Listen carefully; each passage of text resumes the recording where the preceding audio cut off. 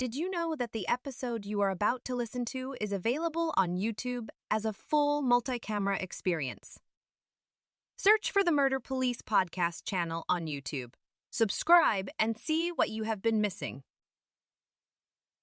If I lost hope and lost faith, I'd just be saying, well, it won't ever be solved. I don't believe that. No. I don't believe that at all. His case can be solved. Warning. The podcast you're about to listen to may contain graphic descriptions of violent assaults, murder, and adult language. Listener discretion is advised. Welcome to the Murder Police podcast. The Vanishing of Michael Keith Gorley. What Are They Hiding? Part 3 of 3 with Michael's mother, Sandra Hasty, and his sister, Jennifer Gorley Coffey.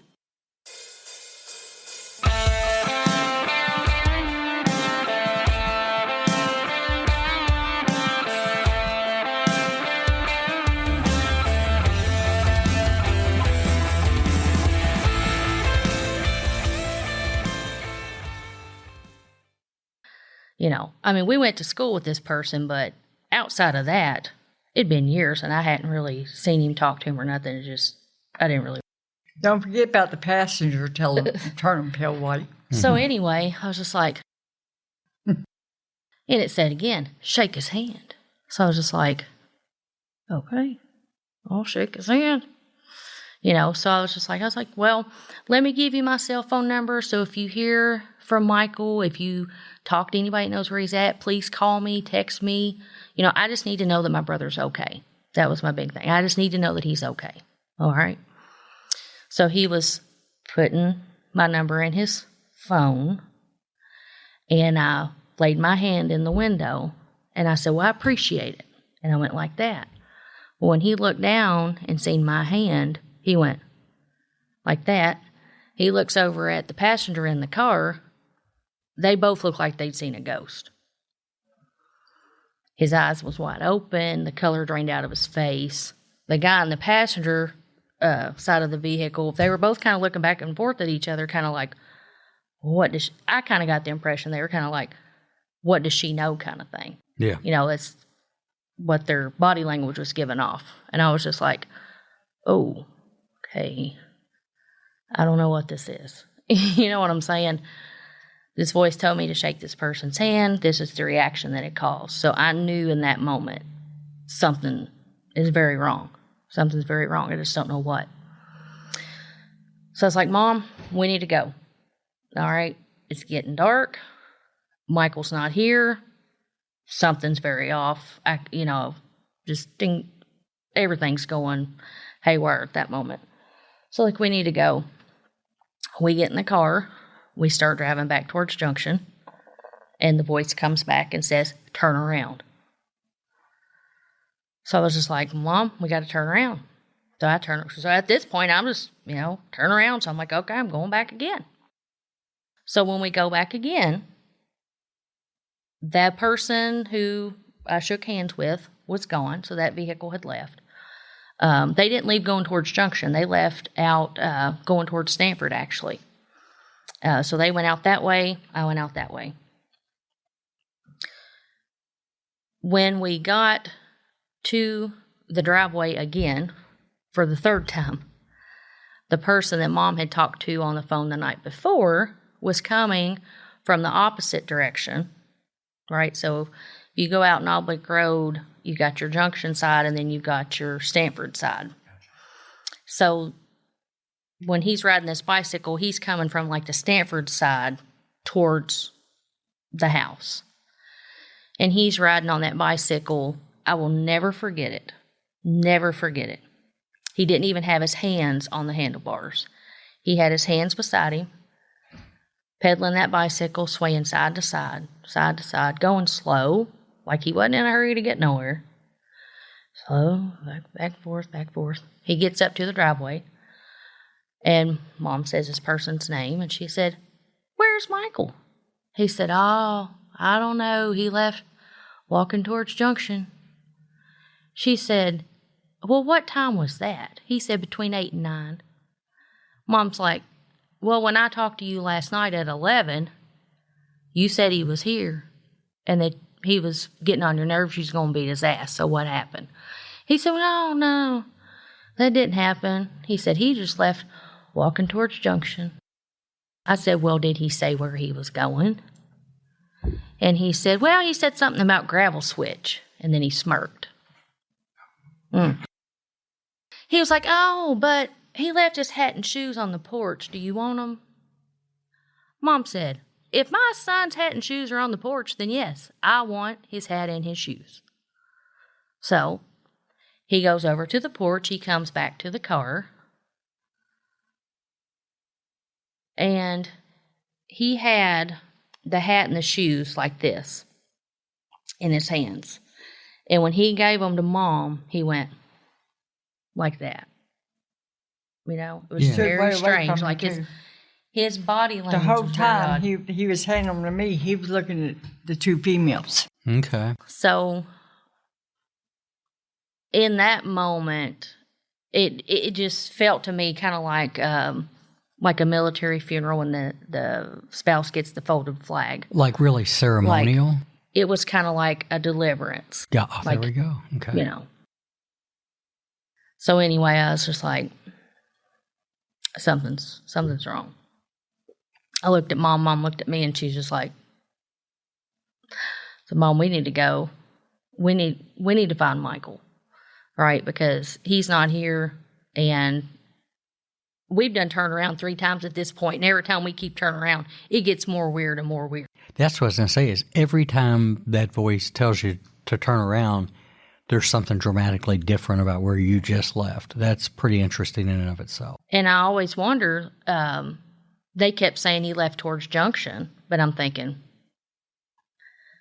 you know, was the voice telling me to go back towards Stanford? You know, I don't know.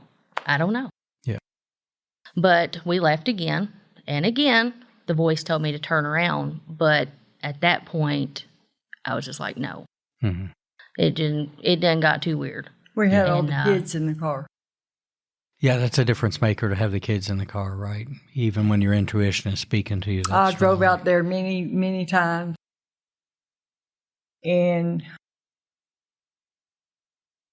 believe me, they didn't have much of a yard left. Mm-hmm. By the time I spent my donuts in the yard and yelled at them and everything else, they didn't have much of a yard left. Yeah, so you took care of business and gave them a side And job. Michael's truck.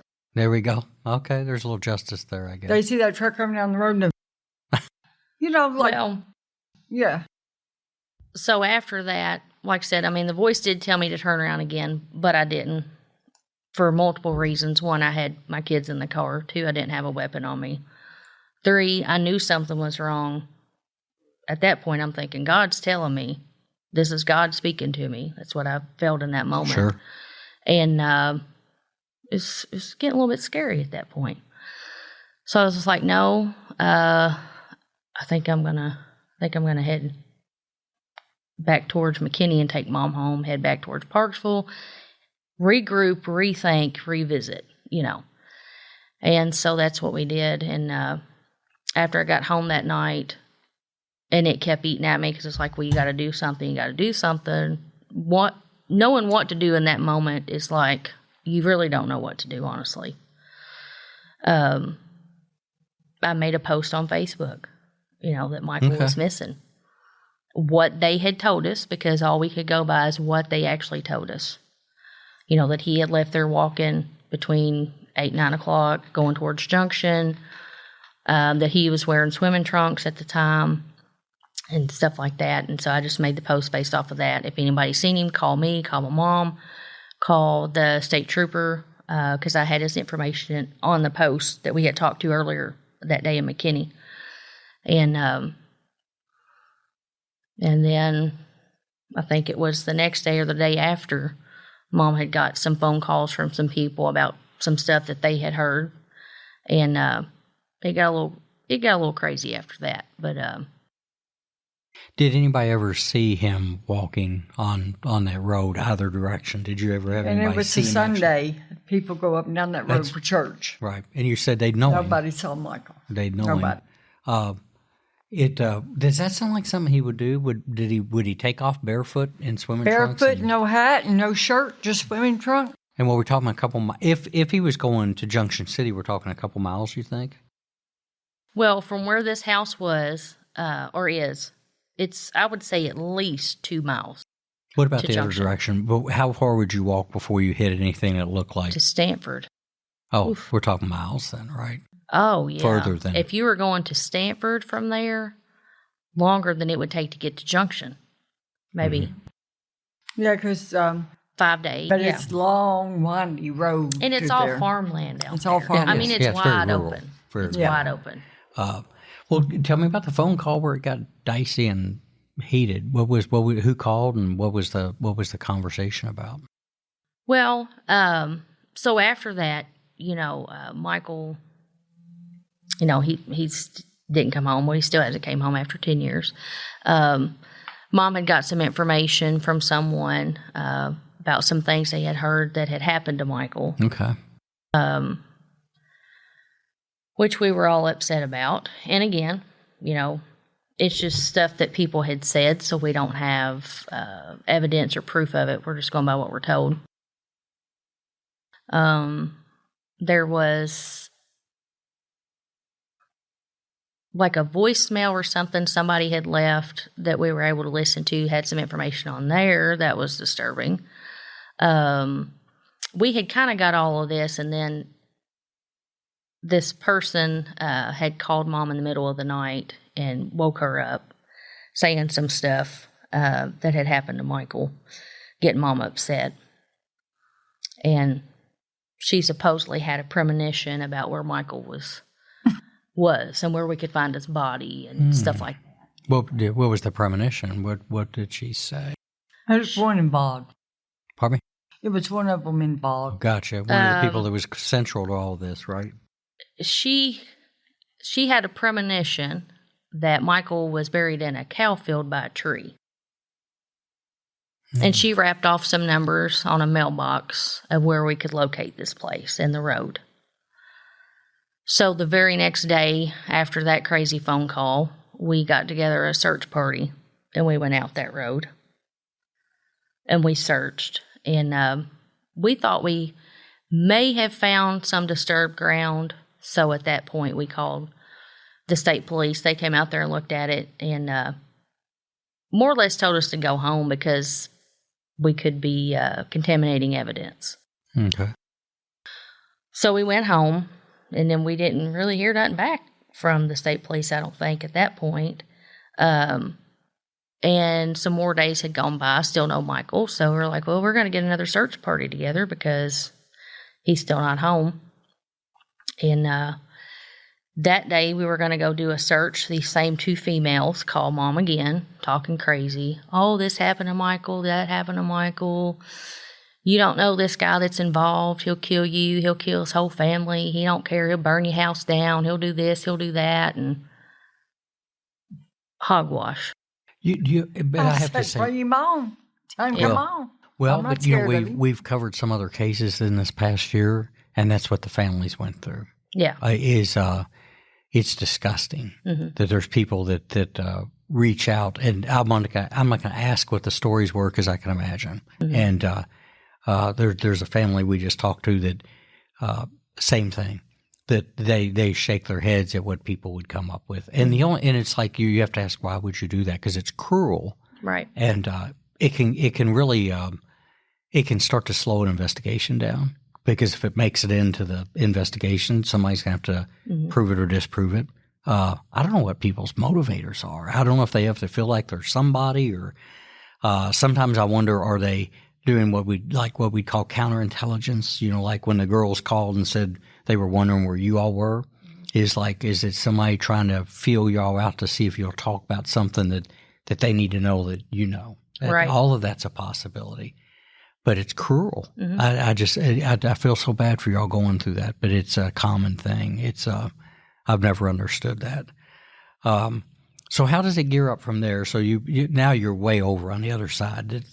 Between, I still think that is amazing that every time that voice said turn around, you found significant differences within a couple minutes. It just kept getting more weird. Yeah, exactly.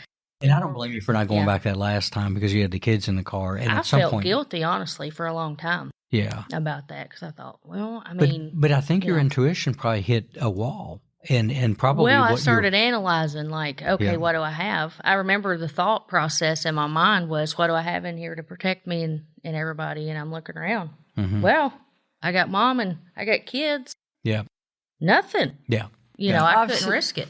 I've still got notebooks full of everything that I wrote about from the time he came up missing. Mm-hmm. Now, I will say that the trooper in McKinney, Trooper Jonathan Walls, he called me the next day. Mm-hmm. And asked stand-up guy. Did Michael come home? And what's his name again? Trooper Jonathan Walls. Wall? Yep. Okay, I think he's a detective now. I'm not sure. Oh, good guy. Good, but he called me the next day and asked me, did Michael come home? I said, no, sir. Mm-hmm. Of course, I had done talked to this other butthole trooper. So you got one you didn't like. I said, when this is all over, I want to see his reports because I don't believe nothing he said. Yeah. You know, he didn't want to analyze the hat, the shoes, or nothing. Yeah. The truck that was in the pond, doesn't make sense to me. I guess the other frustration families have is if you get somebody in that line of work that lets you down, right? I mean, and that's what I'm hearing. I hate hearing that, but you got a bunch of people, and some are better than others. I'm glad that the one guy called you back. And do you know, 6 months later, a certain detective let me know that he knows Michael's never tried to call me or hasn't come home. And so, therefore, he's, yeah. Mm-hmm. So you hit this wall, and your intuition's on overload. What goes on next? And we're 10 years out. I mean, I'm just horrified by that. What happens next? Is that the beginning of this huge code spell now? Is it, or did you have any revelations before we really got into the long run on this? It's hard to say. Like with Michael's case, I don't think it's ever really gone cold. I don't think so. No. Mm-mm. Yeah. As long as it's being worked, it's not a cold case. Yeah. The detective that's on the case, in my opinion, is one of the best. Who's this? Detective Thornberry. I hear that over and over again. So shout out to him. I don't think that he would do anything at all to ever jeopardize the case in any way. Right. So I think some people think it's cold because they don't hear what's going on with the case. That's logical. But they don't hear what's going on with the case for a reason. He told me years ago, as long as he's working that case, it will never go cold. Yeah, we on the podcast we interviewed some we call them cold case detectives from back where I used to work, and one of the guys said that he quit using the word code, and I agree with that because they don't like just get put up. They're waiting for that next piece. They're like alive. And I've told people before, so they've heard this. But when I was up in our unit, all of the unsolved cases that were in these big 3-inch binders were in a cabinet in the center of where we were. And what that was is that if I came into work one day and the staff assistant sent a phone call to my extension, I picked it up, and somebody said, "I've got information on Letha Rutherford," which is an unsolved. Is I could go within seconds or minutes and grab that book and start looking at it. Does that make sense? So and you're right. I think you make a really good point too, Jennifer, that when there's no news, it doesn't mean things aren't happening, but there's such a balance of what can't be shared. Right. It's hard. It's hard, but it really is. It's about having this thing when it runs to run effectively through the justice system, and you have to keep the faith. Yeah. Please. Yeah. And I think that's back to where we started. I think that's what's so beautiful about the Facebook page, and then the vigil that you do every year is that's keeping faith, not letting go. Nobody wants to wait 10 years or how long, but look at the advances we've had in science and technology. Right, and there's so many families in Kentucky, unsolved murders for many, many years, missing people a lot longer than what Michael's been missing, but he's my baby. Yeah. That's your child. And I've got, I also got 2 other pages, and one's Missing Men Nationwide in Crimes in honor of Michael Gorley. Right.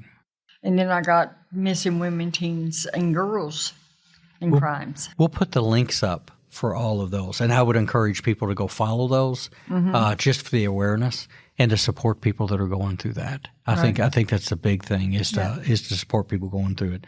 But yeah, the changes. Of all things, I was in Kansas. We're dating this last week and had dinner with a detective that was on board when the BTK killer was identified after decades of going quiet, and how it was a small thing, and then boom, they have him. So I wouldn't give up hope. You can't lose hope. Can't lose faith. There's always new things. Yep. There's always people that. If I lost hope and lost faith, I'd just be saying, well, it won't ever be solved. I don't believe that. No. I don't believe that at all. His case can be solved. I think it has what we would call solvability factors on the fact that you had so many people close to him that saw him in that last 24 hours. That comes back to a point that we've talked about before. How many of those people that we think are central to that, since we talked a couple of years ago, how many of those are dead now? Do you know? 3? 3 dead and 1 in prison for the rest of his life. Yeah. 10 years. A lot of stuff happens. A lot of cases. You know these cases. You meet. I've met some really amazing people at your vigil. Hope to keep meeting more. To keep the faith. Let me ask you this, because we talk about things that go on, and how many people are missing is crazy. I mean, it is nuts. Right now in Kentucky, right at 300. It's over 2,000 unsolved homicides. Yeah, and you know what? That's the ones we know about, because some of this goes unreported. I mean, really, there's a big disconnect on that. Yeah. Just ask this, and hopefully I'm not taking it to a bad spot, but waiting like that, occasionally it pops up in the news where some hunters or somebody are out and they find human remains. When you hear that, what's that like to hear that? I'm trying to put myself in your shoes. I know I can't completely, but when you pop on, I couldn't count the coroner's offices I've called. I was going to say, it isn't. Does anytime. I got Frankfurt and Louisville on my speed dial on my phone. That I would have to imagine that whenever that happens, your heart picks up a little bit. From anywhere, especially when it's somewhere we've looked before. Yeah, or exactly. And they find this person, and we're like, "Oh Lord, could it be Michael?" Yeah, that's what I was wondering. I do a little message. Can I say this? That even in the last couple of years since we met, that's the first thing that goes through my mind. Is this somebody that we've talked about? Is it Michael? Yeah. And it doesn't have to be right here. I mean, really, if it's anywhere in the area, I start thinking. Right. So as soon as Mom hears of it or I hear of it, we're instant back and forth with each other, and she's already on the phone. I love it. Talking to the whoever she can get a hold of, and and she always lets the detective on the case know, and a lot of times he gets right back with us. Good. Yeah. And says, no, it's not Michael. It's not going to be Michael. That way the anxiety level. So then I'll figure out who it is, and I'll send a picture. He said probably, you know. So, he lets us know, I think one of the saddest cases was the Will Cross case. Which one was it? Will Cross, that they found in Kentucky. I'm not too sure. I remember that was recent. It was real recent. They only found.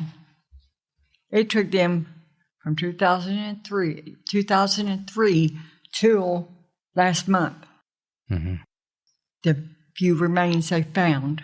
That's how long it took to identify that young man. Yeah, it takes a while. Yeah, there's and again, there's where new technologies are coming in and things like that. But it took 3 years. Yeah, we did an interview with a thing called the DNA Doe Project, which with the advances of DNA now, what they do is that if you're an agency and you have some unidentified human remains, you can submit the case to a nonprofit called DNA Doe, and they'll crowdsource and get the money for the advanced testing to extract DNA samples out of molars and parts of the body, which are very difficult. You couldn't do that 10 years ago. And then they take those results and they have a small army of volunteers that get trained on doing the familia or the genetic DNA tracing, where you start reaching out to. It's amazing. It takes time, but that projects like that are giving a lot of hope, because I can't emphasize the changes in science. It just just what they can do right now that they couldn't do 10 years ago when they find something. It's because it's just, and what it'll be in another 10 years. And they've got that lab out in Texas. Mm-hmm. That's very good. What's the name of it? It's probably similar to DNA, though. There's no, that they aren't the only ones. Where they can determine cause of death. Mm-hmm. When Jane or John Doe's, they can identify them through what you're talking about, Right. But, they can determine, cause of death from just a few bones. Yeah, that's it. If they find a skull like this one when they just found, and of course, had a gunshot in the back of the head, so they know it was murder. Right. Exactly. Yeah. That's a lot to get out of a few pieces of information. Mm-hmm. You were asking about some of the people that had passed away that were involved with Michael's case. So when we first started out, we were pretty confident on about 5 to 8 in the circle, and 3 of those that we're aware of have passed away. 2 of those being the 2 females. Wow. That came to Mom's house that day to tell us that Michael's truck was in the pond. One of those females, we had been told, was very sick and was on her deathbed. And they were kind of like, this is your opportunity to try to get out of her what you can before she passes away. Right. Because, at that point, she could have passed away at any moment. So I reached out to her through Facebook Messenger and asked her to confess or to at least tell us where Michael was and where we could find him. Right. Locate his body. Nothing. Mom reached out to her as well and asked her to, confess or tell us where we could find Michael's body. I put some sugar with the salt. And that was about 2 weeks. I'm praying for you. Sure. Yeah. Okay. It was about 2 weeks before she passed away. Yep. And she did not. So she took it with her to the grave. Yeah. I'd put $5 on somebody in her family that knows or has it, though. I've said that over and over. I put $5 at somebody she's divulged that to. The other woman divulged it to. Oh, yeah. So there's people walking around with this on their heart, and somehow they live with themselves with it, which I don't understand. Right. Tells you what kind of people they are. Right. Speaking of him missing, you all already have a place to bring him home to at the cemetery, don't you? Yes. Yeah, a beautiful monument. I just can't imagine, as a parent, having to make a resting place for my child. And his funeral's paid for. What we're doing now is paying on the vault. Right, exactly. Yeah, we paid on the funeral, 2 years? Yeah. First we put up the headstone, then we prearranged the funeral. That's paid off. And then Mom decided that she did want a vault for whatever remains can be found. Sure. And so now we're paying on a vault. Yeah. Is there any way the community can help y'all with that? Do you have any programs set up, any GoFundMes or anything? Have you asked? Or No. We haven't. Okay. But if somebody wanted to, they could just directly go Mail to it to Fox and Friend Funeral Home in Stanford, Kentucky. Kentucky, for Michael Gorley's Vault. vault or funeral Everything else is arrangements or paid whatever. for. What's the name of the funeral home again then? Fox and Friend. Fox Funeral and Friend. Home, Stanford, Yeah. Kentucky. Okay. So that somebody could pump into that and do that too. What else would you ask the community to do? What else? Because these are small. I don't think people understand maybe how unique Junction City is, and Stanford and Lancaster and Lincoln County and Garrett County, that these are not big, dense populated areas, are they? McKinney, Lord, that's a holler in a mountain, right? So everybody knows each other and everybody knows these things. And Everybody knows Michael. That's what I'm saying. Yeah. What can people, what would you ask those people to do? If you could get them to do, kind of like you did with the woman that was dying. what Roll would a conscience. Just if you weren't involved and you know what happened, just speak up. Yes. You can remain anonymous. You just call KSP Post 7, 859-623-2404. That's it. You know? Yeah. Anonymous leave a stuff tip. works. Yeah. Yeah. Speak from experience. I mean, we like to have witnesses and stuff like that, but what Thornberry and everybody is waiting on is that next piece to have a pulse come back to the case again. Well, what I want He's is followed so many. to bring Michael home. That's all we Everything want. else will follow. Sure. Or it won't follow. Right. I only want to bring Michael. Exactly. That's my it. concern. Yeah. And again, if somebody would have a conscience and check their heart and put themselves in your all's shoes, maybe that they would do that. I think that's what I would hope somebody in the community would do, and not wait till you're dying, right? I mean, a little bit late. Yeah. Could be a little bit late. Right. Yep. So, and again, I think that's a reasonable thing to ask people in the community. They Because know. if There's you know, some- if you were involved and don't tell what Right. happened to my child, you're not going to be up there with the Lord. I'm No. sorry. No, I've always You're said not. that people walking around this, go ahead and drag your tail into church on Sunday and Wednesday night and pretend. Yeah. Pretend. And the ones that we know of that are involved, that are still living, come forward, get it off your chest. That's it. Just from my observation, they appear to me like they're All in we a living care hell. about is finding Michael. Okay? That's all we care about. Find Michael. Bringing him home to that resting Bring place. that him you got home. right. Let us know where he's at. That's all we care about. You know? But- Write it down.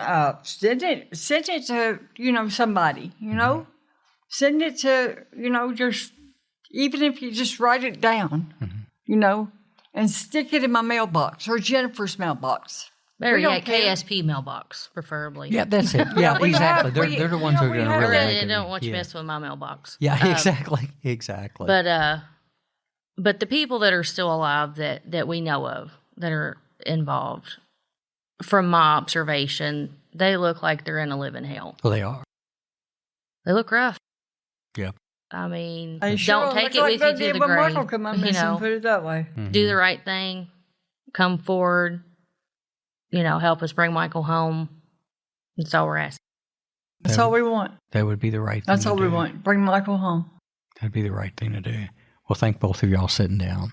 And for the updates on everything, that's why, like we started out with, is that there's some anniversaries none of us want to have, but in this case, people need to know that y'all waited for 10 years, and it's so long overdue, and that a lot of other families out there are waiting longer than they should, and that hopefully maybe somebody will hear or watch this, and it'll turn their heart, and maybe we'll get something different for Michael. I pray for I all hope the so. families of the Sure. missing and murdered. I Well, really you do. do. You do so much for Because them, they Sandra. pray You for really me, do. I pray for them. Right. There's power in prayer. Trust me, there is. I used it when I was investigating cases, and I still pray for you all and Michael, and I pray Thank for you. all the people we contact and everything. One of my favorite one is the prayer to turn hearts, is to do that. So I'm a big believer in it. It's that's why I don't doubt that somebody spoke to you over and over again. Oh, yeah. And that's why you know the things you know, and those are going to be the things that are important to that case, is that definitely there's a guardian angel or two that are really watching and taking care of business and doing their Right. part that they can. We just need the people walking this on the face of the earth to finish it up. Right. And I've looked at, I couldn't tell you how many Dateline episodes since this. I never watched it before Michael went missing, but I've watched so many since then just to see how their case got solved, Yes. what they did. Did they do something different? Well, could we have done something different? Stuff like that. But I've seen some cases and I thought they got solved after 13 years, some 20 years, Right. some longer than that. And so I will never lose hope. I mean, because if their cases can get solved after 13, 15, 20 years, Sure. this one's 10 years out, but keep the faith that in God's timing, Mm-hmm. it'll be done. Very, very well said. And I'm a pretty stubborn woman. I I'm not couldn't going to put that die together till since my I mentioned son's found. Exactly. I was going to say every time I talk about you, that's one of the first things I talk about is how you can take something so painful and dig in and do good with it. So I think that's super commendable. I think that's super commendable. I don't know if I could. I get a lot of strength from the other families of the Sure. missing and murdered. But Just as that's- they draw strength from me, I draw strength That's what I've gathered. And I think that that's a huge thing to do, is to lean on each other. With the vigil each year, coming together, you learn a lot. Right. When you get to talk to other families that's been through this, and you can kind of compare notes of what the police told them or the detective, what they done, what we done, what worked, what didn't work, how you got results. And it's kind of a good networking that goes on. Say everybody at the vigil. Well, except one. That case has been solved. Okay.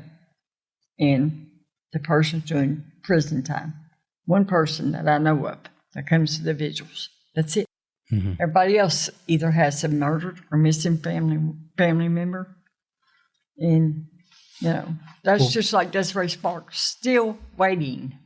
Got the man in jail, still waiting. It went from April to September now before he goes to court. That's a whole nother frustrating thing, is that how long it takes to get into court. And we've talked about it on the show. She was found in 4 days. Well, maybe we can talk to more people that are in missing and murdered and see if they want to cover some cases and things like that. And maybe we can look at one day finding a very respectful way to maybe show people what the vigil looks like. But we'll talk more about that. Right. It has to be sensitive to the people that are there. So thank you all again. It's if we get updates and stuff, let us know so that we can keep the community and the people that are praying for you all updated on this too. So thank you. Thank you. The Murder Police podcast is hosted by Wendy and David Lyons and was created to honor the lives of crime victims, so their names are never forgotten. It is produced, recorded, and edited by David Lyons. The Murder Police podcast can be found on your favorite Apple or Android podcast platform, as well as at murderpolicepodcast.com, where you will find show notes, transcripts, information about our presenters, and a link to the official Murder Police Podcast merch store, where you can purchase a huge variety of Murder Police Podcast swag. We are also on Facebook, Instagram, and YouTube, which is closed caption for those that are hearing impaired. Just search for the Murder Police Podcast and you will find us. If you have enjoyed this podcast, please subscribe for more and give us 5 stars and a written review on Apple Podcasts or wherever you download your podcasts. Make sure you set your player to automatically download new episodes so you get the new ones as soon as they drop. And please tell your friends. Lock it down, Judy.